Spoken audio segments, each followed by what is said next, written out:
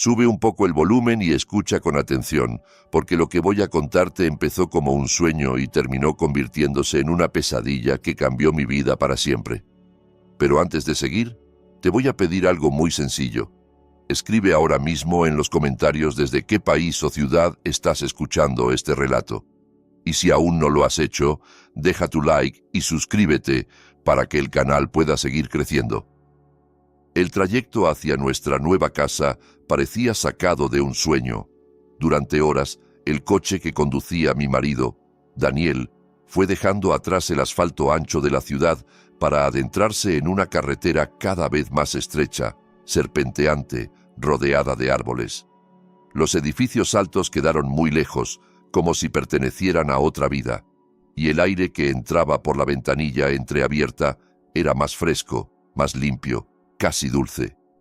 Daniel no paraba de hablar, entusiasmado, dibujando con palabras la casa que me había prometido, su obra maestra, un paraíso privado que había preparado solo para mí, para nosotros. Nuestro nuevo comienzo, Lucía, repetía una y otra vez, apretando mi mano de vez en cuando, con esa sonrisa perfecta que tanto me había enamorado. Yo le devolvía la sonrisa, tratando de contagiarme de su entusiasmo. Parte de mí estaba genuinamente feliz. Estaba cansada del ruido constante, del tráfico, del trabajo, de la vida monótona en un piso diminuto. La idea de una casa rodeada de naturaleza, lejos del caos, sonaba casi milagrosa. Pero otra parte, pequeñita y terca, sentía un nudo extraño en el estómago. Aquella lejanía no era solo paz, era aislamiento. La sensación de que nos estábamos alejando de todo y de todos era tan intensa que por momentos me costaba respirar. Cuando por fin llegamos, me quedé sin palabras. La casa se alzaba en medio de un claro amplio, rodeada por un bosque de pinos altos que parecían tocar el cielo. La arquitectura era ultramoderna, con grandes paredes de vidrio y líneas rectas en tonos oscuros. Había algo hipnótico en ella, como si estuviera perfectamente integrada en el paisaje, y al mismo tiempo lo desafiara con arrogancia. Era preciosa, y de algún modo, intimidante. ¿Qué te parece, amor? ¿Te gusta?, preguntó Daniel con los ojos brillantes de orgullo. Solo pude asentir, todavía demasiado sobrecogida para articular una respuesta coherente. Él me abrió la puerta del coche con exagerada galantería y me tomó de la mano para llevarme al interior. Dentro, la casa era aún más impresionante. El salón era un espacio enorme y abierto, con muebles minimalistas, elegantes, perfectamente colocados como si formaran parte de una exposición. Una pared completa de cristal ofrecía una vista panorámica del bosque de pinos, tan cercana que parecía que los árboles fueran parte del decorado de la sala. Todo olía a nuevo, a madera recién tratada, a tecnología cara. Daniel me fue enseñando cada rincón, explicando con lujo de detalles el sistema de iluminación inteligente, la climatización, el control por voz, los sensores ocultos. Sabía dónde estaba cada interruptor, cómo funcionaba cada aparato, como si llevara años viviendo allí. Me impresionó su dominio de la casa, pero también me extrañó. Se suponía que la casa era nueva, que la íbamos a estrenar juntos. Aún así, lo dejé pasar. Esa tarde la dedicamos a sacar algunas cosas de las cajas, a llenar un poco con nuestras pertenencias aquel espacio demasiado perfecto. Nuestras risas resonaban en las habitaciones vacías, rebotaban en las paredes como si la casa aún no supiera cómo sonar a hogar. Al anochecer, Daniel preparó una cena romántica. Cocinó mis platos preferidos, descorchó una botella de vino caro y dispuso la mesa junto al ventanal, desde donde se veía el bosque apagándose lentamente en sombras azuladas. «Por nuestro nuevo comienzo», dijo, alzando su copa. Sonreí, chocamos los vasos y bebimos. Aquella noche, Daniel fue el marido ideal, atento, cariñoso, divertido, casi perfecto. Me aseguraba una y otra vez que todo saldría bien, que la soledad del lugar era una bendición, no una condena. «Aquí podremos centrarnos solo en nosotros», me decía. sin vecinos curiosos, sin jefes llamando, sin amigos entrometidos, sin familia opinando de todo, solo tú y yo. Cuando pronunció sin familia, me miró fijamente, como buscando una reacción. Sentí un escalofrío que no supe explicar, pero lo aparté de mi mente. Era mi marido, el hombre que había estado a mi lado años, que había planeado todo aquello para los dos. Tenía que confiar en él. Mientras recogíamos la mesa, algo llamó mi atención. En una de las grandes vigas de madera que cruzaban el techo, vi un pequeño grabado, tan fino que se habría confundido con el veteado de la madera si no lo hubiese mirado de cerca. Me acerqué con curiosidad. Era un símbolo extraño, una especie de ojo estilizado del que nacía una espiral que se enroscaba hacia adentro. No era un adorno decorativo normal, no pegaba con el estilo moderno de la casa. «Daniel, ¿y esto qué es?», pregunté señalando la viga. Él levantó la vista, lo vio y soltó una risita breve. «Ah, eso. ¿Quién sabe? A lo mejor algún carpintero aburrido decidió dejar su marca. Ya sabes, las casas viejas siempre tienen rarezas. No le des importancia, amor». Fruncí el ceño. Juraría que me había repetido 1000 veces que la casa se había construido desde cero, que no era una reforma de algo antiguo. Aquello chocaba con su propia versión, pero la cena había sido tan bonita y yo estaba tan cansada que simplemente asentí y decidí no insistir. Dejé el símbolo en un rincón de mi memoria como un detalle curioso sin explicación. Después de cenar nos sentamos en el sofá, frente al gran ventanal. El bosque era ahora una pared de oscuridad, interrumpida por pequeñas luces lejanas que podían ser casas muy aisladas o, tal vez, vehículos pasando por una carretera perdida. Nos acurrucamos y por un momento me permití creer que estaba a salvo, que todo aquel aislamiento era realmente una oportunidad para empezar de cero. Entonces sonó el teléfono de Daniel. Él se levantó casi de un salto, miró la pantalla y su expresión cambió al instante. Se alejó unos pasos antes de contestar. Su voz, que siempre sonaba segura y controlada, se volvió tensa, profesional, fría. La llamada no duró mucho, pero cuando volvió tenía el gesto serio. «Lucía, lo siento muchísimo», dijo, sentándose a mi lado y tomándome las manos. «Ha surgido una emergencia en la oficina. Un cliente importantísimo del extranjero. Dicen que si no lo atiendo hoy, se puede caer un contrato millonario. No puedo posponerlo». Sentí cómo la decepción me subía a la garganta. Era nuestra primera noche en la casa nueva, la primera noche de ese supuesto nuevo comienzo, y él iba a dejarme sola. «¿Ahora?», susurré. Él me abrazó de inmediato, como si hubiera anticipado mi reacción. «Te juro que no tardaré. Iré y volveré lo más rápido posible. Solo serán unas horas. Mientras tanto, descansa, date una ducha caliente, explora la casa con calma. Piensa que tendrás este lugar entero solo para ti por un rato», bromeó intentando aliviar la tensión.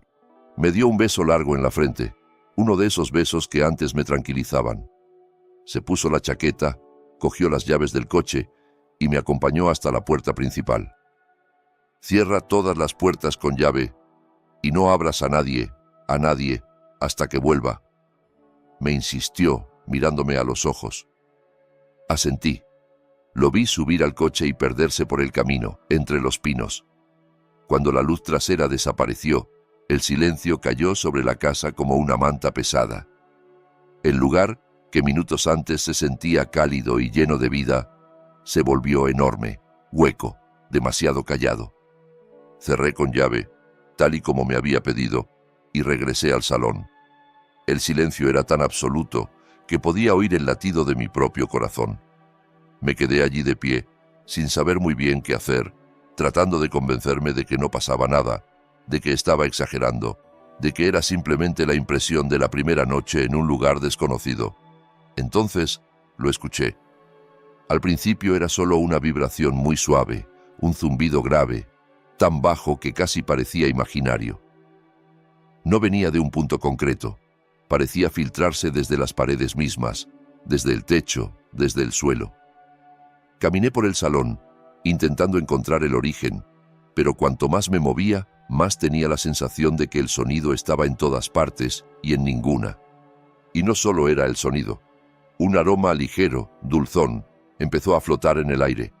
Un olor tenue a algo quemado, pero no desagradable. Me recordó al humo de incienso o a resina ardiendo en algún lugar lejano. Revisé la cocina, los enchufes, la chimenea, pensando en un cortocircuito, en algún aparato funcionando mal. Todo estaba en orden. Las ventanas permanecían bien cerradas. ¿De dónde venía aquel olor? La incomodidad se desperezó dentro de mí, convirtiéndose poco a poco en inquietud. Decidí distraerme y subir a ordenar algo de ropa en el dormitorio principal. La habitación era enorme, con una cama grande de sábanas blancas impecables y otro ventanal de cristal que daba al bosque. Mientras doblaba camisetas y colocaba vestidos en el armario, el zumbido volvía a hacerse presente, a veces más fuerte, a veces casi imperceptible, como si respirara. El olor también regresaba a ráfagas, se intensificaba unos segundos y desaparecía. En un intento de sentirme más segura, encendí todas las luces de la casa. Recorrí cada estancia, pulsando interruptores, iluminando pasillos, baños, rincones que todavía no conocía. La casa era demasiado perfecta, demasiado pulcra. No había una mota de polvo, ni una marca en el suelo, ni un rastro de desgaste. No parecía un lugar en el que alguien hubiera vivido nunca. Parecía un escenario, un decorado cuidadosamente preparado para una obra de teatro que aún no había comenzado. Busqué mi teléfono y comprobé si por fin había algo de señal para escribirle a Daniel. Nada. Ni una sola barra, ni siquiera para mandar un simple mensaje de texto. La casa estaba, literalmente, desconectada del mundo. Me dije que era normal, que tal vez más tarde, o en otro punto del terreno, habría cobertura, pero la sensación de estar atrapada en una burbuja hermética se hizo más intensa. Las palabras de Daniel sobre centrarnos solo en nosotros empezaron a sonar diferentes en mi cabeza, como si escondieran algo. Me acerqué al ventanal del comedor y miré hacia el exterior buscando distracción. Entonces lo vi. Entre los pinos, a cierta distancia, se distinguía una lucecita amarilla. Entrecerré los ojos.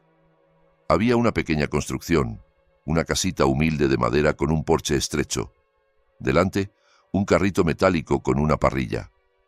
Recordé haberla visto de reojo cuando llegamos por la tarde, pero en ese momento estaba demasiado ocupada con la casa como para prestarle atención. Ahora, en cambio, no podía apartar la vista. Un hombre de mediana edad limpiaba el carrito con movimientos mecánicos. La bombilla desnuda que colgaba sobre él dibujaba sombras profundas en su rostro cansado. Lo observé durante unos instantes. Había algo extraño en su actitud. Se detenía por momentos, dejaba de fregar, erguía la espalda y miraba fijamente hacia nuestra casa con una expresión que no era curiosidad, sino preocupación, casi miedo. Quise ser educada. Abrí un poco la puerta de cristal, levanté la mano y lo saludé. Cuando se dio cuenta de que lo miraba, dio un respingo, como si lo hubieran sorprendido haciendo algo prohibido. Su cara palideció de golpe. No me devolvió el saludo. Al contrario, recogió el carrito con torpeza, lo empujó hacia el interior del pequeño local y cerró la puerta de golpe. Esa reacción exagerada me erizó la piel. ¿Qué había en nuestra casa que provocaba ese temor en él? ¿O qué había en mí? Volví al interior con una molestia incómoda en el pecho. Traté de convencerme de que simplemente era un vecino huraño, alguien poco sociable que no quería líos. Mientras calentaba agua para preparar una infusión, volví a mirar hacia su casita. Esta vez lo vi moviéndose en penumbra, pasando por las esquinas, inclinándose en cada esquina como si estuviera esparciendo algo sobre el suelo.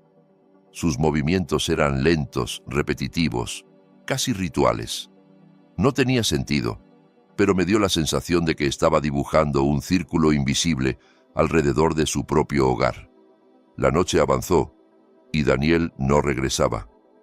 Yo, por pura necesidad, empecé a mandar mensajes pese a no tener señal, como si el simple hecho de escribir y pulsar enviar calmara mi ansiedad. El silencio de la casa se volvió opresivo. El zumbido en las paredes parecía más fuerte. Cada crujido del bosque me hacía girar la cabeza, imaginando siluetas ocultas entre los árboles. El olor a incienso regresaba en oleadas, a veces tan intenso que sentía que se me metía por la garganta. Me refugié en el sofá, abrazada a un cojín, tratando de no derrumbarme. Justo cuando las lágrimas empezaban a acumularse en mis ojos, sucedió algo que terminó de quebrar mi frágil sensación de control. Un chasquido seco, y de golpe, oscuridad total. Grité sin poder evitarlo. Todas las luces se apagaron al mismo tiempo. El zumbido desapareció de inmediato y fue reemplazado por un silencio aún más denso, casi agresivo. Las sombras se tragaron cada rincón de la casa. Mis manos temblorosas buscaron el teléfono en la mesa de centro. Encendí la linterna y un pequeño círculo de luz blanca apareció en medio de aquella negrura. Era ridículamente débil comparado con el tamaño de la casa, pero era lo único que tenía. Mi corazón latía tan deprisa que me dolía el pecho. Pensé en el cuadro eléctrico, en la posibilidad de bajar al sótano, pero la idea de internarme sola en pasillos y escaleras oscuras me paralizaba. Me debatía entre quedarme allí acurrucada o intentar salir cuando otro sonido irrumpió en el silencio, uno que me heló la sangre. Golpes. Alguien estaba golpeando la puerta principal con una fuerza desesperada. Los golpes eran rápidos, insistentes, casi frenéticos, acompañados del sonido de una respiración agitada. Me quedé inmóvil, incapaz de mover un músculo. Daniel no llamaría así, pensé. Él tenía llave. Ningún vecino normal golpea una puerta de esa manera a esas horas. Reuniendo el poco valor que me quedaba, avancé a tientas por el pasillo hasta la puerta de entrada. Por suerte, la mirilla digital funcionaba con una batería interna, así que la pantalla se encendió en cuanto la activé. Lo que vi en ella hizo que un escalofrío me recorriera la espalda. En el monitor aparecía el rostro sudoroso y desencajado del hombre del puesto de comida. Tenía la piel pálida, la camisa pegada al cuerpo, los ojos muy abiertos por el terror. Miraba hacia todos lados como un animal acorralado. Desbloqueé suavemente la cadena de seguridad, dejando apenas una rendija. «Señor», balbuceé, «¿qué ocurre?». En cuanto notó que la puerta cedía un poco, pegó su cara a la abertura. Su aliento olía a humo y a miedo. «¡Rápido!», susurró, con voz ronca. «¡Rápido, señora! Salga de esta casa antes de que su marido vuelva. No hay tiempo. Venga conmigo. Tengo que enseñarle algo». Las palabras flotaron en el aire frío, imposibles de encajar en ninguna lógica. Todo mi cuerpo gritó que no, que cerrar la puerta y refugiarme era lo más sensato. Daniel siempre me decía que desconfiara de desconocidos, que la gente podía ser peligrosa. Pero la mirada de ese hombre, había en ella un pánico tan auténtico, tan desnudo, que algo dentro de mí lo reconoció como verdadero. Era el mismo pánico que empezaba a crecer en mi pecho. No tuve tiempo para elaborar un plan. El recuerdo del símbolo grabado en la viga, el zumbido en las paredes, el olor a incienso, la lejanía de la ciudad, los ojos asustados de aquel hombre mirándonos desde su puesto, todo se encadenó en mi mente como piezas de un rompecabezas cruel. Sentí que, si me quedaba, algo terrible iba a suceder, algo de lo que no habría retorno. Sin pensarlo demasiado, abrí los cerrojos y salí, apenas con mi pijama fino y unas zapatillas ligeras. El hombre, que más tarde supe que se llamaba Tadeo, me agarró del brazo con firmeza, pero sin brusquedad. «No haga ruido», susurró. «Agáchese. Caminaremos por la hierba, no por el sendero, y pase lo que pase, no mire atrás». Obedecí. La hierba estaba fría y húmeda bajo mis pies. El aire de la noche se me clavaba en la piel como agujas. Caminamos pegados al lateral de la casa, alejándonos del sendero principal para no pisar la grava que podría delatarnos. Los pinos se elevaban a nuestro alrededor como columnas negras. El silencio del bosque ya no era pacífico. Era un silencio que contenía algo, como una respiración contenida. La distancia entre la casa y el pequeño local de Tadeo no debía ser grande, tal vez 50 metros, pero aquella noche se sintió eterna. Cada crujido de ramas bajo nuestras pisadas me hacía contener el aliento. En más de una ocasión estuve a punto de resbalar. Él me sostenía y seguía avanzando con pasos rápidos, casi sin mirar. Yo, en cambio, no podía evitar girar la cabeza. La casa se recortaba a lo lejos como una silueta oscura contra el cielo. Un bloque negro sin luces, sin vida, pero con una presencia abrumadora. Llegamos al pequeño puesto de comida. Tadeo abrió la puerta trasera con una llave vieja que chirrió y un olor denso a carbón, especias y aceite se derramó hacia nosotros. Dentro dejó todo a oscuras. Solo la tenue brasita que quedaba en el fogón iluminaba el interior con un resplandor rojizo. «Arriba», indicó en voz baja. «Rápido».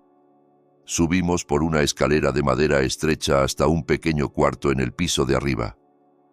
Allí solo había un colchón en el suelo, un armario antiguo y una ventanita que daba directamente hacia mi casa. Tadeo se acercó a la ventana, levantó ligeramente la cortina y se quedó mirando hacia afuera unos segundos, tenso. Luego se volvió hacia mí. «No se asuste por lo que va a ver, ¿sí?», dijo despacio. «Pero tiene que verlo con sus propios ojos». Se subió sobre una silla, abrió la parte alta del armario y sacó algo grande, pesado, un viejo prismático metálico. Me lo puso en las manos. Estaba frío y pesaba más de lo que parecía. «Mire hacia su casa», susurró. «Ajuste el enfoque al salón». Con el corazón golpeándome las costillas, acerqué el prismático a mis ojos y busqué la silueta de la casa. Me costó unos segundos enfocar. Al principio, todo era un borrón de sombras. Moví la rueda central, respirando hondo para que no me temblaran tanto las manos. Y entonces la imagen se volvió nítida. Se me cortó la respiración. La casa no estaba a oscuras. El salón, la cocina, los pasillos, todo estaba iluminado como si fuera mediodía. Las lámparas brillaban con una luz blanca intensa. No había habido ningún apagón. La oscuridad había sido solo para mí. Y en medio del salón estaba Daniel. No era el marido sonriente y cariñoso que me había servido la cena pocas horas antes.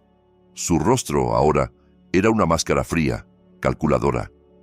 Vestía un traje oscuro perfecto, distinto al que llevaba cuando salió, y estaba rodeado de varias personas vestidas de negro, con chalecos tácticos, moviéndose con precisión casi militar. Algunos colocaban pequeños dispositivos en las esquinas, otros revisaban los muebles, limpiaban la mesa donde habíamos cenado minutos antes, borrando cualquier rastro de mi presencia. No hablaban entre sí, se comunicaban con gestos como un equipo muy entrenado. Mi cuerpo empezó a temblar. Quise apartar el prismático, negarme a seguir mirando, pero algo más fuerte que el miedo me obligó a continuar. Daniel se acercó entonces a una pared aparentemente normal, aquella donde colgaba un cuadro abstracto. Pulsó algo en el marco y, sin emitir un solo sonido, un panel se deslizó hacia un lado. Detrás había una sala oculta, cerrada por cristales gruesos.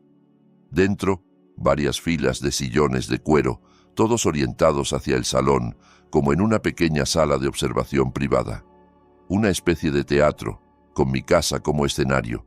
Sentí náuseas y entonces vi el detalle final, el que terminó de romper algo dentro de mí. Daniel levantó la mano. En su dedo había un anillo de plata que yo jamás le había visto. Grabado en el metal, con delicadeza, se distinguía claramente el mismo símbolo que había visto en la viga, un ojo y una espiral. Lo observó un segundo, casi con devoción. Luego se giró hacia el ventanal que daba al bosque y levantó la mano a modo de saludo o reverencia, como si brindara ante algo invisible escondido entre los árboles. Un gesto solemne, ritual. El prismático se me resbaló de las manos y cayó al suelo con un golpe sordo. Las piernas no me sostuvieron. Me dejé caer de rodillas apoyando las manos en el suelo de madera. Sentía que el mundo daba vueltas. El hombre con el que me había casado, el que me había prometido un hogar, había construido una trampa. Y yo era el centro de esa trampa. Tadeo se agachó a mi lado y me alargó un vaso de agua. Sus manos estaban llenas de callos, pero eran firmes y sorprendentemente estables. Bebí a pequeños sorbos, con la garganta reseca. ¿Quién es él?, conseguí murmurar al fin, con la voz rota. ¿Quién es en realidad mi marido? Tadeo suspiró. Se sentó frente a mí con las piernas cruzadas, el rostro surcado de arrugas profundas. La luz rojiza que subía desde el piso de abajo le daba un aire casi de figura tallada en madera. No sé su nombre verdadero, respondió. Gente como él usa muchos nombres. Lo que sí sé es que no trabaja para una simple empresa de propiedades de lujo, y que esta casa no es solo una casa. Me contó entonces la historia que su familia llevaba generaciones susurrando. Sus antepasados habían vivido en aquellas tierras mucho antes de que nadie soñara con chalets modernos y desarrollos inmobiliarios. Decían que, siglos atrás, en ese mismo lugar, había funcionado un culto oscuro, una secta que adoraba a algo sin nombre que habitaba simbólicamente en el bosque. No era una deidad buena ni amable, era una presencia hambrienta. Mis abuelos siempre decían lo mismo, recordó Tadeo. Nunca abandones esta tierra, pero tampoco confíes en lo que se levante sobre ella. Tu tarea es vigilar. Con el tiempo, una empresa llamada Terra Serena empezó a comprar toda la zona. Pagaba cifras imposibles de rechazar, cientos de miles, millones de dólares, y la gente vendía sus terrenos y se marchaba sin mirar atrás. Solo la familia de Tadeo se negó a vender. Se quedaron arrinconados con su pequeña casa y su puesto de comida, rodeados de fincas vacías destinadas a convertir aquel lugar en un complejo exclusivo. Pensaban que Terra Serena solo quería construir mansiones para ricos, dijo. Pero algunos de nosotros sabíamos que no era así. Eran una fachada para algo mucho más antiguo. Según le habían contado y según él mismo había ido descubriendo, aquella secta ancestral no había desaparecido, solo se había modernizado. Sus miembros ya no eran campesinos fanáticos, sino millonarios, altos cargos, jueces, directores de corporaciones. Seguían creyendo que, alimentando el miedo y la desesperación de sus víctimas en aquella tierra concreta, recibirían poder, fortuna, longevidad. El símbolo que viste en la viga, añadió Tadeo, es su marca, el ojo que todo lo ve, la espiral del miedo que se estrecha hasta el centro. Tragué saliva. Me habló de otra familia que unos años antes había estrenado una casa en ese mismo sitio. Un hombre, una mujer y sus 2 hijos pequeños, llenos de ilusión, como nosotros. Tadeo había intentado advertirlos con mensajes anónimos, con señales discretas, pero ellos se quejaron a la seguridad del complejo, lo denunciaron como un viejo loco que quería asustarlos. Hasta que una noche llegaron varios coches de alta gama. La casa se iluminó como ahora. Él se escondió en este mismo cuarto y con el mismo prismático vio cosas que no quiso describir con detalle. A la mañana siguiente, la casa estaba vacía. Días después, llegaron las excavadoras, la tiraron abajo y tiempo más tarde levantaron otra, la mía. Los que mandan en todo esto lo llaman la cacería, susurró. Ellos observan desde esos sillones de cuero, detrás del cristal, mientras una víctima escogida es empujada al límite. Y esta vez, Lucía, la escogida eres tú. Sus palabras me atravesaron como un cuchillo. De pronto, toda mi vida cobró un sentido retorcido. Yo era huérfana desde adolescente, mis parientes más cercanos vivían lejos y apenas hablábamos. Mis amigos sabían que me mudaba a una zona sin cobertura. Si desaparecía unos días, lo atribuirían al trabajo, al estrés, a la mala señal. No tenía hijos, ni padres que me llamaran cada hora. Yo era, para ellos, el objetivo perfecto. Y Daniel, todo su amor, todo su esfuerzo, su paciencia, sus detalles, toda aquella relación había sido, en realidad, un proceso de selección. El aire de la habitación se volvió más frío. «Tenemos que irnos de aquí», dije al fin, con la voz temblorosa. «Ahora mismo». Tadeo asintió, pero su expresión se endureció. «Irnos no es tan fácil. Todo el perímetro está rodeado por una valla electrificada de varios metros de altura. Tienen sensores de movimiento, cámaras ocultas. La carretera principal y la entrada por donde llegó su coche ya estarán vigiladas. Si intentamos salir por ahí, nos detectarán enseguida. Entonces, pregunté desesperada. Hay una oportunidad, respondió mirando hacia el bosque más denso.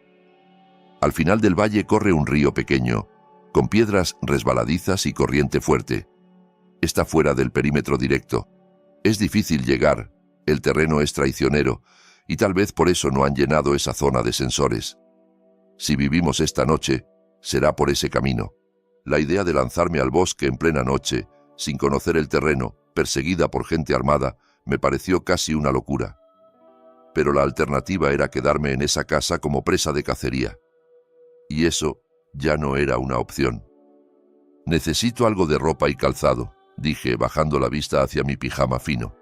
Tadeo se levantó de inmediato, abrió el armario y sacó una chaqueta gruesa y unas botas de goma viejas, bastante más grandes que mi número. No es mucho, pero es mejor que nada, dijo.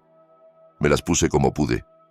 Justo cuando estaba ajustándome una de las botas, un zumbido potente vibró desde fuera, diferente al que había escuchado dentro de la casa. Luego se oyeron varios chasquidos secos, metálicos. Nos acercamos a la ventana. Focos gigantes montados en el tejado de mi casa se encendieron de golpe, bañando el exterior con una luz blanca cegadora. Los haces de luz se movían, barriendo el terreno, buscando algo, buscándonos. «Ya se ha dado cuenta de que no estás dentro», murmuró Tadeo. «El juego ha empezado antes de lo previsto». Noté un cosquilleo en el bolsillo de la chaqueta. Saqué el teléfono. Para mi sorpresa, había señal. Una sola raya, débil, pero suficiente para recibir un mensaje. En la pantalla, el nombre de Daniel. Con manos temblorosas, abrí la conversación. Había un único texto nuevo. «Cariño, ¿dónde estás? No juegues al escondite. El juego todavía no ha comenzado». Sentí que la sangre se me helaba. La cobertura no había regresado por casualidad. Él controlaba la señal.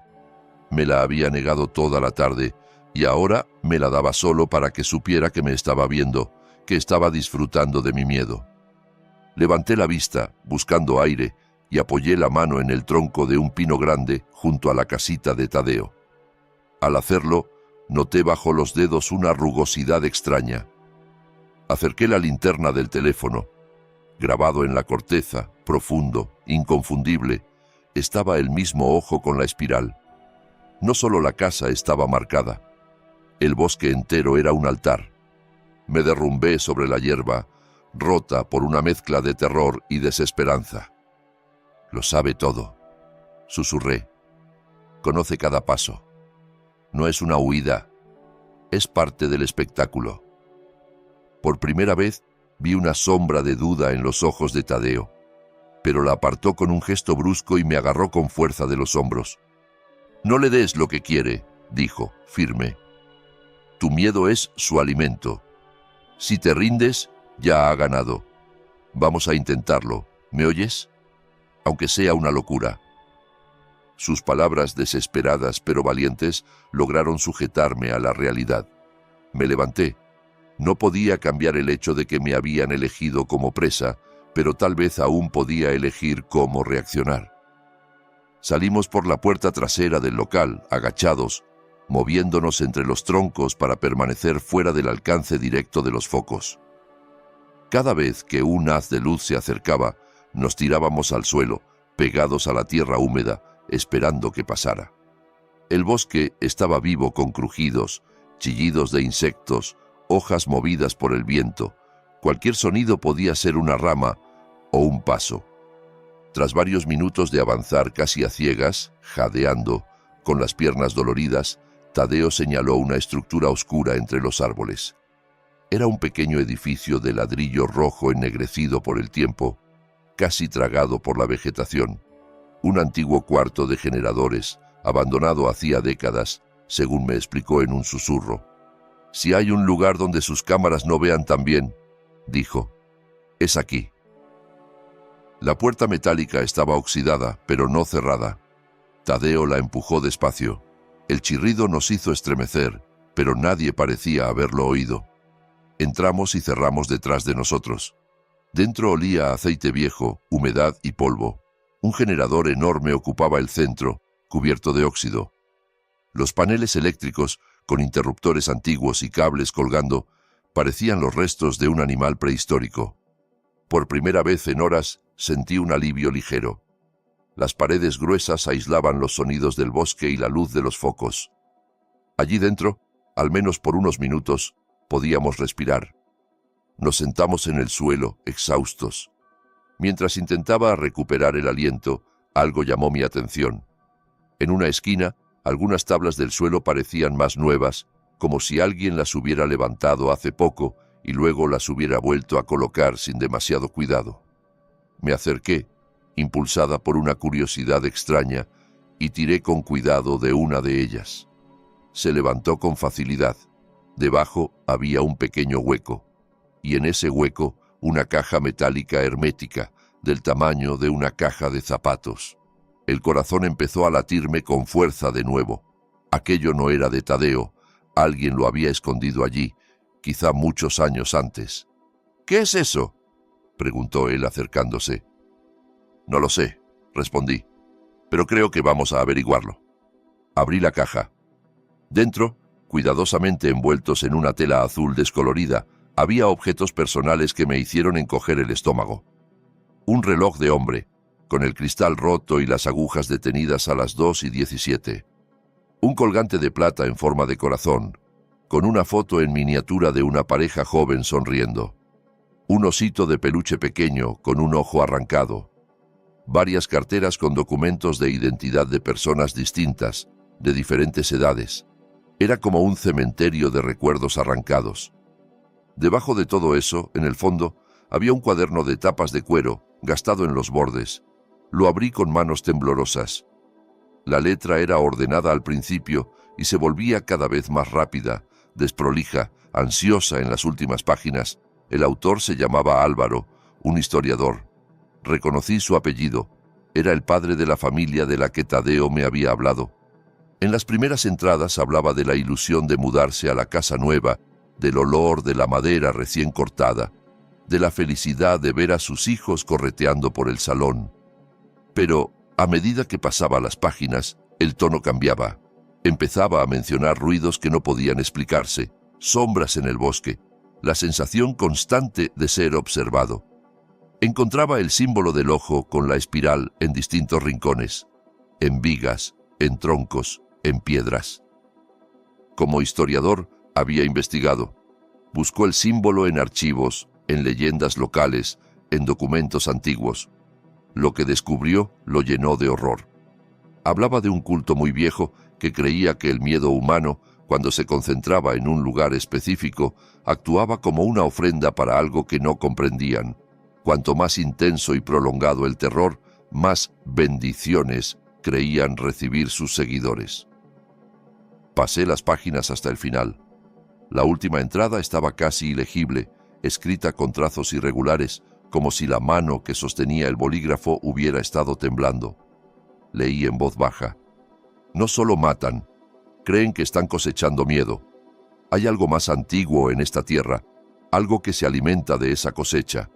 Esta casa no es un hogar, es un embudo, un instrumento para concentrar el terror. Dios mío, vienen a por mis hijos. Después de esa frase, solo había rayones sin sentido, como si alguien hubiera sido interrumpido en mitad de un pensamiento. Cerré el cuaderno con violencia, como si al hacerlo pudiera acallar las voces de los muertos. Allí, en aquel cuarto asfixiante, entendí finalmente la magnitud de lo que enfrentábamos. No era solo un grupo de asesinos ricos buscando diversión. Era gente convencida de estar alimentando algo más, amparada en un sistema sofisticado de poder y silencio. Y esa noche, el plato principal de su banquete tenía mi nombre. Pero junto al miedo empezó a nacer algo más dentro de mí. Una rabia fría, pura, casi luminosa. Una parte de mí se negó a seguir siendo víctima, a ser solo otra entrada truncada en un diario escondido bajo el suelo. «Si lo que quieren es miedo», murmuré, «no se lo vamos a dar». Tadeo me miró sorprendido. «¿Qué dices?» «Digo que no quiero pasar el resto de la noche corriendo como un animal hasta morir agotada en el bosque», respondí sintiendo cómo se endurecía mi voz. «Si logramos escapar, encontrarán otra mujer, otra familia. Esto no se acaba. La única forma de parar esto es quemarlo de raíz». Volví a mirar dentro de la caja. En un lateral, parcialmente oculta por la tela, había una funda de nylon negra. La saqué. En su interior, un portátil viejo, robusto, de aspecto casi militar, y varios cables y dispositivos extraños que reconocí de inmediato. Había trabajado en el mundo de la informática años atrás, antes de conocer a Daniel. Ese maletín era el de alguien que sabía muy bien lo que hacía. De un especialista en seguridad, un hacker, tal vez alguien que había sido obligado a diseñar la red de la casa. «Este portátil no es de un huésped cualquiera», dije. «Es de alguien que entendía de redes, de cifrados, de vulnerabilidades. Y si lo escondió aquí, es porque planeaba hacer algo. Algo que quizá no llegó a terminar». Lo abrí. El sistema pedía una contraseña.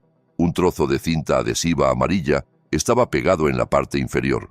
Encima, escrito a mano, había un enigma. Nombre de mi primera reina en mi juego favorito, al revés. Probar contraseñas bajo presión es una de las peores sensaciones que existen. Mi mente se llenó de posibilidades, nombres de personajes de videojuegos, de novelas de fantasía, de series. Fui combinando letras, escribiendo y borrando, acumulando errores. Cada intento fallido hacía que el sudor frío me corriera por la espalda. Respiré hondo, obligándome a pensar como quien había escrito esa nota.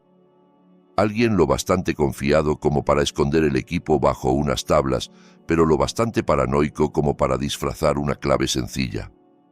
Tal vez la trampa estaba precisamente en el al revés. Tal vez la respuesta era mucho más simple. Entonces me vino un nombre a la cabeza, uno clásico, casi obvio. Lo escribí en minúsculas, sin darle la vuelta. Pulsé Enter. La pantalla parpadeó. El escritorio apareció. Solté el aire que no sabía que estaba conteniendo. «Lo tenías delante todo el tiempo», murmuré, entre frustración y admiración hacia el desconocido que había configurado aquel equipo. En el escritorio había varias carpetas. Una, en particular, me heló la sangre. Mapa Red. La abrí. Dentro había esquemas detallados del sistema de seguridad de la casa de Daniel. Cámaras, sensores, cerraduras electrónicas, control de luces, audio, comunicaciones internas, incluso diagramas de posibles trampas automatizadas. Lo más importante, el autor del dossier había dejado anotaciones al margen, señalando varias puertas traseras que había instalado en secreto, probablemente como seguro en caso de que sus empleadores se volvieran contra él. En cuestión de minutos, volví a ser la Lucía de antes de Daniel, la analista, la que veía patrones donde otros solo veían cables. Mis dedos bailaban sobre el teclado, siguiendo las pistas que aquel desconocido había dejado para alguien como yo. No tardé en conseguir acceso administrativo a buena parte del sistema. Una energía extraña se apoderó de mí. Allí mismo, sentada en medio del polvo y el olor a aceite viejo, me di cuenta de que, si Daniel se creía Dios en su palacio inteligente, yo acababa de convertirme en un fantasma en su máquina. Lo primero que hice fue localizar las cámaras del perímetro, en especial las que vigilaban las zonas del bosque más lejanas. Elegí algunas, las que estaban alejadas del río y del viejo cuarto de generadores, y programé un bucle de 5 minutos de vídeo. Para cualquiera observando desde la sala de control, esos sectores aparecerían tranquilos, inmóviles, sin novedad, aunque nosotros estuviéramos pasando por allí. «Tenemos que volver a la casa», dije mirando a Tadeo. Sus ojos se abrieron como platos. «¿Volver? ¿Estás loca?» «El servidor central está en el sótano, debajo de la cocina», expliqué. Desde aquí puedo tocar muchas cosas, pero si quiero tomar el control total y, sobre todo, sacar esto al mundo, necesito una conexión más directa. No se trata solo de escapar, Tadeo. Se trata de exponerlos. Si esta noche queda grabada como otra desaparición aislada, seguirá habiendo más. Si el mundo ve quiénes son, se les acaba el juego. Tadeo dudó. Tenía miedo, y con razón. Pero también sabía que llevaba años vigilando impotente, viendo cómo otros caían en la trampa sin poder salvarlos. Quizá esta era la primera vez que tenía una aliada dentro. Finalmente asintió, con resignación valiente. Salimos del generador y nos internamos de nuevo en el bosque. Yo llevaba el portátil abierto, la luz de la pantalla tenue, suficiente para ver los iconos de las cámaras. Cada pocos metros nos deteníamos. Revisaba las posiciones, desviaba guardias enviados a sectores vacíos, activando sonidos de ramas quebrándose, pequeñas luces programadas a distancia. Empecé a usar el propio sistema contra ellos. Un guardia encendía una linterna en un lado, yo disparaba un sonido en otro y lo hacía ir hacia donde nos convenía. Poco a poco nos acercamos a la parte trasera de la casa. Según los planos del mapa red, había una rejilla de ventilación de servicio oculta bajo unos arbustos. Tadeo la encontró al tacto, aflojó los tornillos con herramientas que llevaba siempre encima y la retiró con cuidado. Uno tras otro, nos arrastramos por el estrecho conducto, tragando polvo, sintiendo el metal frío contra los codos. El túnel desembocaba en una pequeña sala técnica del sótano, contigua a la sala de servidores. Al otro lado de la puerta metálica, un murmullo leve de ventiladores marcaba el latido del cerebro de la casa. Entramos. Filas de servidores parpadeaban con lucecitas verdes y azules. Era el corazón de la bestia. Conecté el portátil a uno de los paneles. En cuestión de segundos, la red se abrió ante mí como un mapa tridimensional. Ya no era solo un fantasma, era prácticamente la dueña del lugar. «Escucha, Tadeo», le dije. «En esta torre hay un enlace satelital de emergencia para que Daniel se comunique con sus clientes y socios sin depender de la red normal. Voy a reconfigurarlo. En el escritorio hay un programa que se llama Transmisión Total. Cuando te diga ahora, pulsarás el botón rojo. Eso enviará las imágenes de las cámaras no a sus contactos, sino a docenas de correos de periodistas, activistas y organizaciones que este otro tipo dejó programados. Hará falta valor para aguantar lo que venga después, pero al menos el mundo sabrá la verdad». Tadeo tragó saliva, pero asintió. «Haré lo que haga falta». Antes de separarnos, respiré hondo. No podía quedarme allí abajo. Si quería romper el guión, tenía que subir al escenario principal. Desde la consola, activé discretamente los micrófonos y altavoces del salón y de la sala de observación. Luego, miré a Tadeo. «Voy arriba. En cuanto oigas mi señal, no dudes». Salí por otra puerta de servicio y subí por unas escaleras estrechas. De pronto, los pasillos que horas antes me parecían elegantes se sentían como las entrañas de una máquina cruel. Llegué al salón. Estaba vacío. La mesa ya no tenía restos de la cena, todo estaba impecable, como si allí no hubiera pasado nada. Sin embargo, a través de la pared de cristal, vi movimiento. En la sala oculta, tras la pared que se desplazaba, varios hombres y mujeres con máscaras de porcelana blanca se acomodaban en sillones de cuero. Algunos tenían mascarillas con una suave sonrisa, otros expresiones neutras o tristes, todas igual de inquietantes. Iban vestidos de gala, con trajes caros y joyas discretas. Se habían preparado para una velada refinada. Yo era el espectáculo.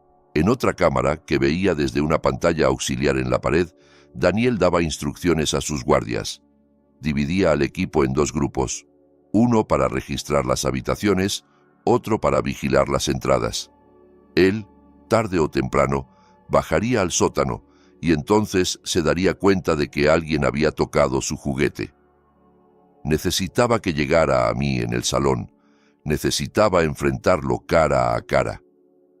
Antes, sin embargo, decidí ocuparme de su audiencia.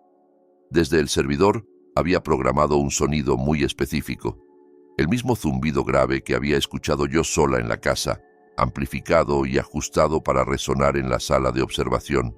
Lo activé, suave al principio, apenas perceptible. Vi cómo algunos de los enmascarados fruncían el ceño, se removían en sus asientos. Subí un poco más la intensidad, luego añadí otra capa.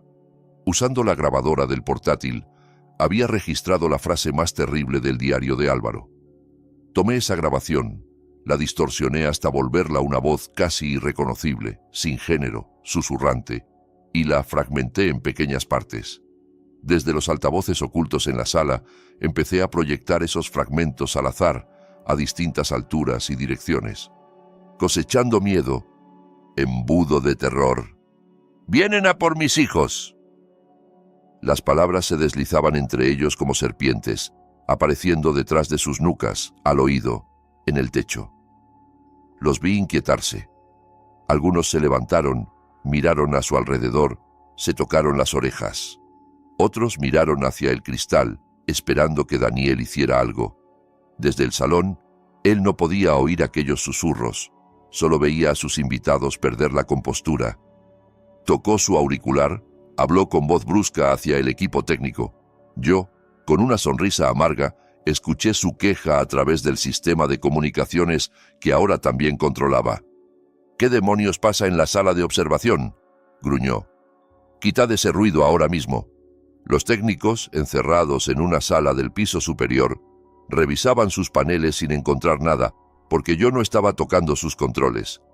Estaba interviniendo directamente en el canal de audio que nadie más sabía que existía. Ese fue el momento perfecto. Aislé la línea de comunicación de Daniel, dejé todos los demás canales intactos y, en su auricular, proyecté una única frase, susurrada con una voz helada que yo no reconocí como propia. «La ofrenda de esta noche ha sido rechazada». Lo vi detenerse en seco. Sus hombros se tensaron, su rostro cambió de expresión.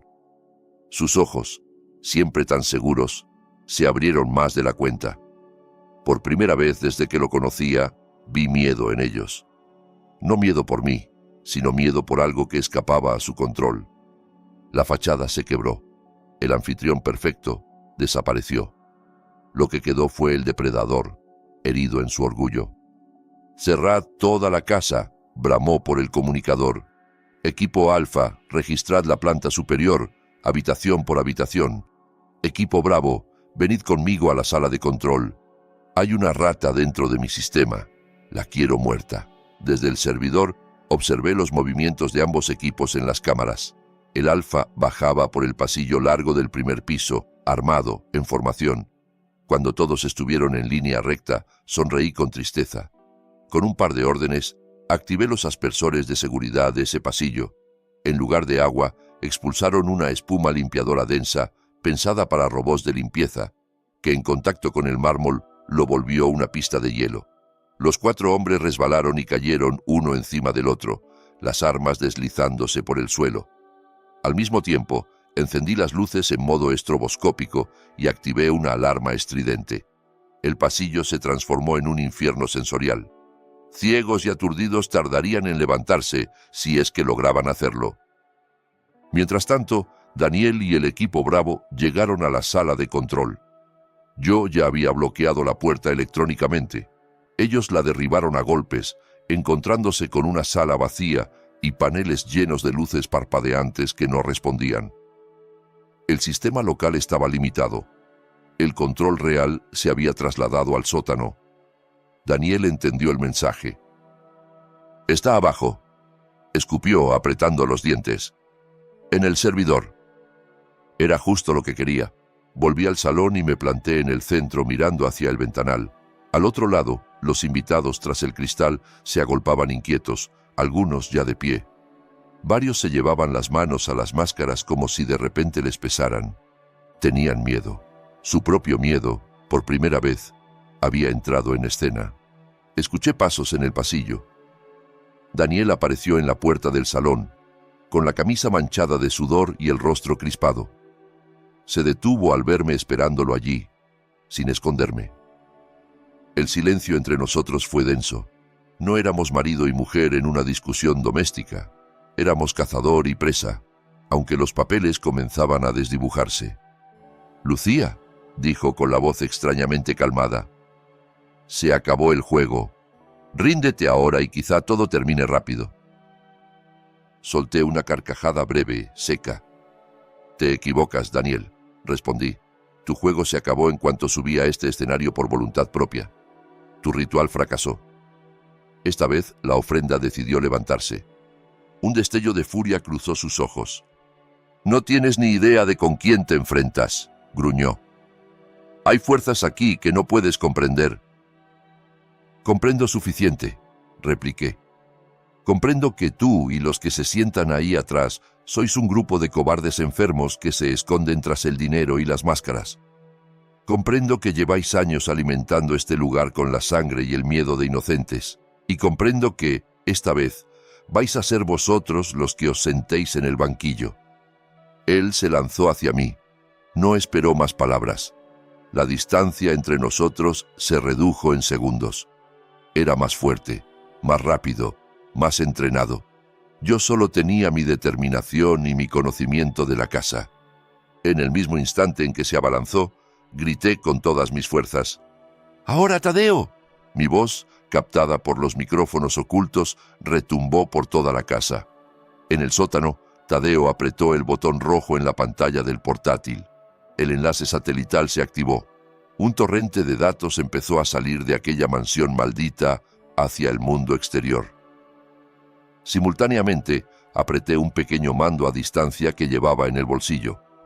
En la sala de observación, unas compuertas de acero cayeron desde el techo, sellando la pared de cristal con un estruendo seco. Los invitados quedaron atrapados en su propia caja fuerte, a oscuras. Sus golpes y gritos se filtraron como un eco lejano hasta el salón. Mientras Daniel dudaba un instante, sorprendido por el estruendo, yo me aparté de su trayectoria y él tropezó con una mesa baja. Aproveché su desequilibrio para correr hacia uno de los paneles de control del salón y cambiar la distribución de las paredes móviles. Paneles que él había diseñado como parte del juego emergieron del suelo, creando barreras temporales que lo desorientaban. En las cámaras, ahora reconectadas hacia el exterior, todo quedaba registrado. El caos en los pasillos, los guardaespaldas resbalando, los invitados golpeando las paredes, Daniel persiguiéndome por su propia casa convertida en laberinto. Al principio, el vídeo llegó solo a unas cuantas bandejas de entrada: periodistas de investigación, ONG de derechos humanos, activistas. Pero bastó con que unos pocos lo abrieran y empezaran a compartirlo para que la transmisión se volviera viral. No tenía narrador ni comentarios, solo el título que el misterioso hacker había dejado preconfigurado: La Casa de las Ofrendas. Cacería humana de la élite. Compártelo. Millones de personas, sin saberlo aún, empezaron a mirar. Vieron las máscaras, vieron las armas, vieron la cara de Daniel destrozada por la rabia. Vieron la mía manchada de lágrimas y sudor, pero firme.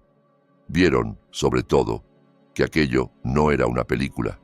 Era demasiado crudo, demasiado torpe, demasiado real. Dentro de la casa, los teléfonos comenzaron a vibrar sin parar. Los móviles de los guardias, de los invitados, del propio Daniel, se inundaron de notificaciones, llamadas, mensajes. ¿Qué es esto? ¿Eres tú? Apaga eso inmediatamente. Está en todos los canales. Daniel detuvo un instante la persecución para mirar su dispositivo. Su rostro se desfiguró en una mueca de incredulidad y horror. Por primera vez, comprendió que no controlaba el relato. Y entonces, a lo lejos, se escucharon sirenas. Primero una, luego varias, aproximándose velozmente por la única carretera que llevaba a aquel lugar. Las coordenadas GPS integradas en el sistema de la casa, ahora al servicio de mi señal, habían guiado a la policía directamente hasta la puerta. El resto fue una mezcla borrosa de órdenes, gritos, luces azules parpadeando, botas entrando por la puerta principal. Vi a Daniel caer de rodillas, agotado, desarmado por la realidad más que por la fuerza. Cuando los agentes lo esposaron, las cámaras siguieron grabando. Los periodistas que llegaban a la escena conectaron sus propias transmisiones. El mundo pudo ver a los invitados ser sacados uno a uno de la sala sellada, sus máscaras arrancadas frente a los focos. Jueces conocidos, políticos, directivos de grandes compañías, nombres que la gente asociaba con éxito, estabilidad, respeto.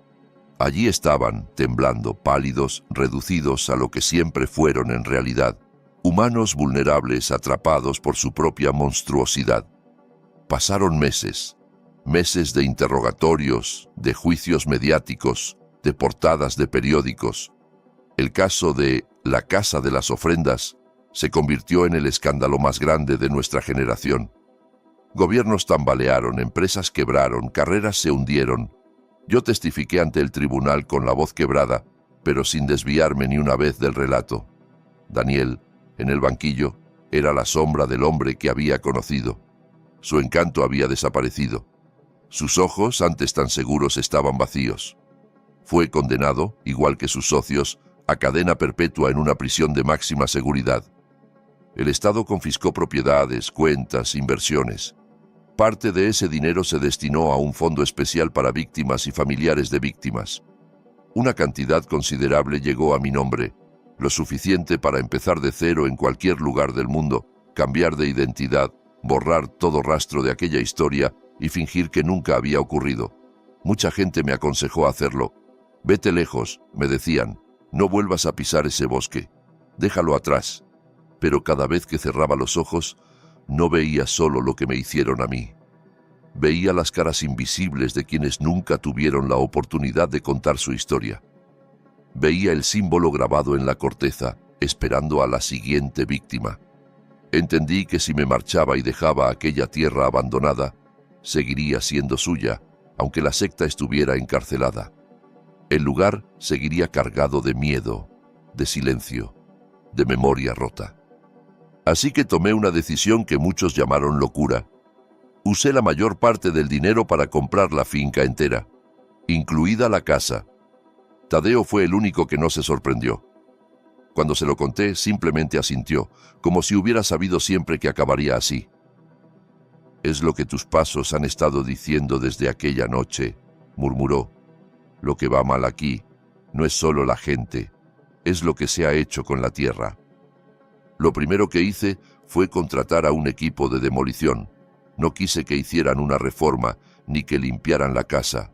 Ordené que la derribaran por completo. Cada muro, cada cimiento, cada cable. Estuve presente cada día, viendo cómo el salón se convertía en escombros, cómo la sala de observación caía en pedazos, cómo el sótano se llenaba de polvo. Con cada golpe de la maquinaria, sentía que una parte del peso que llevaba encima se hacía ligeramente más liviana. Una vez no quedó nada en pie, empezó el verdadero trabajo. Junto con Tadeo, vecinos de pueblos cercanos, voluntarios, asociaciones ambientales y familiares de víctimas que habían logrado ser identificadas, comenzamos a plantar arbustos, flores, pinos jóvenes, robles, frutales, árbol tras árbol, día tras día. Nuestras manos se llenaron de tierra, nuestras uñas de barro. El suelo, que había sido escenario de tanto horror, empezó a recibir semillas, agua, cuidado. En el punto exacto donde había estado el salón principal, no levantamos una estatua ni un monumento de piedra.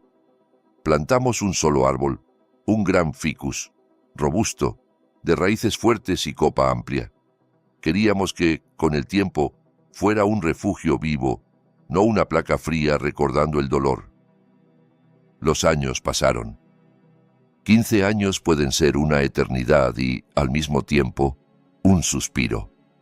Son suficientes para que un plantón se convierta en un árbol que da sombra, pero no tantos como para que las cicatrices dejen de doler cuando cambia el tiempo. Esa tarde, estaba sentada en un banco de madera bajo la copa frondosa de aquel ficus. El sol empezaba a descender, filtrándose entre las hojas en tonos dorados. A mi lado, Tadeo, ya completamente canoso, bebía sorbos de té de un termo viejo. Frente a nosotros se extendía el parque que habíamos creado, el bosque de la esperanza. Niños corrían entre los árboles, familias caminaban por senderos, parejas se hacían fotos junto a los miradores. Los gritos que se escuchaban eran de alegría, no de terror. «Esa chica no deja de mirarte», murmuró Tadeo, esbozando una media sonrisa. Seguí la dirección de su mirada. Una joven, con mochila y cuaderno en mano, nos observaba desde un banco cercano. Su expresión mezclaba respeto, curiosidad y un cierto pudor. Reconocía ese gesto, la mirada de alguien que había leído demasiado sobre ti sin conocerte realmente. Al cabo de un rato, la muchacha se levantó y se acercó, algo nerviosa. «Disculpe, ¿usted es Lucía?», preguntó con voz tímida. «Soy estudiante de periodismo. Estoy haciendo mi trabajo final sobre cómo los medios pueden destapar redes de poder ocultas. Su caso es uno de los principales que estudio. ¿Podría hacerle unas preguntas?». La vida me había enseñado a desconfiar de las cámaras, pero también a entender el valor de ciertos relatos. Sonreí levemente. «15 minutos», respondí. «Y sin grabar mi voz, solo tomar notas». Ella asintió agradecida y se sentó en la hierba frente a nosotros. Sus preguntas fueron, al principio, las de siempre. ¿Cómo había logrado sobrevivir? ¿Cómo había sido declarar en el juicio si aún tenía pesadillas? Contesté con honestidad, sin recrearme. Le hablé de la terapia, de las noches en vela, de los días en los que el sonido de una puerta cerrándose me devolvía, por un segundo, al salón de aquella casa. Le conté que la sanación no era una línea recta hacia arriba, sino un camino lleno de subidas y bajadas, de pasos hacia adelante y otros hacia atrás. Mucha gente, en su lugar, se habría ido lejos, dijo ella en un momento. Usted, en cambio, se quedó, compró la tierra y construyó un parque. ¿Por qué? Miré el árbol bajo el que estábamos sentados. Sus raíces se extendían bajo nuestros pies, invisibles pero presentes. Porque huir habría sido dejar que el lugar siguiera perteneciendo a ellos, respondí. El trauma es como una raíz envenenada. Puedes cortar las ramas, pero si dejas la raíz enterrada, tarde o temprano volverá a brotar. Yo necesitaba hacer lo contrario, arrancar esa raíz y plantar algo nuevo encima. Le hablé de las primeras plantaciones, de cómo, mientras cavábamos hoyos para los árboles, algunos voluntarios lloraban en silencio, de cómo, con cada árbol, se pronunciaban nombres de víctimas, reales o simbólicas, como si cada tronco fuera una pequeña victoria sobre la oscuridad, de cómo Tadeo, que antes vivía encogido por el miedo, se había convertido en una especie de abuelo del parque, contando historias de aves y plantas a los niños que venían de excursión. La estudiante pasó unas páginas, respiró hondo y con cuidado lanzó la pregunta que muchas personas antes que ella habían hecho. ¿Ha podido perdonar a Daniel? Me quedé callada. El viento soplaba suave, moviendo las hojas del ficus. A lo lejos se oía el murmullo de una fuente. He dejado de odiarlo, dije al fin. El odio es un veneno que te bebes tú esperando que el otro muera. Durante un tiempo viví envenenada. Un día simplemente me cansé. Pero perdonar lo que hizo, no. Hay actos que no se borran con un «te perdono». Lo que sí acepto es que ya no tiene poder sobre mí. Eso es suficiente. Sabía, por noticias esporádicas que no buscaba pero que a veces llegaban, que Daniel vivía encerrado en una celda de cemento blanco, en una cárcel de máxima seguridad, que había intentado manipular, seducir, negociar, sin éxito. Sus encantos no servían entre muros que trataban a todos por igual. El último informe psicológico que leí lo describía como un hombre derrotado, sin proyectos, sin devoción por nada. Había apostado su alma a la idea del poder absoluto y lo había perdido todo. Él está atrapado en una caja de hormigón sin vida, añadí. Yo estoy aquí, rodeada de árboles, niños y luz. No necesito más justicia simbólica que esa. La joven asintió, con los ojos brillantes. Una última pregunta, dijo. Después de todo, ¿qué cree que es lo más importante que ha aprendido? Guardé silencio unos segundos mirando el paisaje. Los pinos, el ficus, las risas, el cielo tiñéndose de naranja. Que la oscuridad es real, respondí por fin, que el mal existe y a veces se viste de traje caro y sonrisa perfecta. Pero también he aprendido que una sola luz encendida en el lugar adecuado puede incendiar un bosque entero de sombras hasta reducirlo a cenizas. Y sobre esas cenizas siempre se puede plantar algo nuevo. La miré directamente. Por eso no quiero que la gente se quede solo con la historia del monstruo, continué. Los monstruos tarde o temprano caen y se olvidan. Lo que de verdad importa es el jardín que crece después. Ahí es donde está la esperanza. La estudiante cerró su cuaderno con cuidado. Gracias, de verdad, susurró. No solo por la entrevista, sino por esto. Se levantó, se despidió de nosotros con una leve reverencia y se alejó, llevándose en su libreta algo más que datos. Se llevaba una forma distinta de mirar las cicatrices. El sol ya tocaba el horizonte. El cielo se pintaba de tonos anaranjados y violetas. Desde el pueblo cercano empezó a escucharse el llamado a la oración de la tarde, una melodía que invitaba al recogimiento. Tadeo y yo nos quedamos en silencio, compartiendo aquella calma sin necesidad de decir nada. 15 años atrás, ese mismo pedazo de tierra había sido un escenario de horror. Esa noche pensé que ahí acabaría mi vida, pero no fue así. Seguí respirando, seguí caminando, seguí plantando, y a fuerza de raíces nuevas, convertí mi propio infierno en un lugar donde otros pudieran encontrar paz.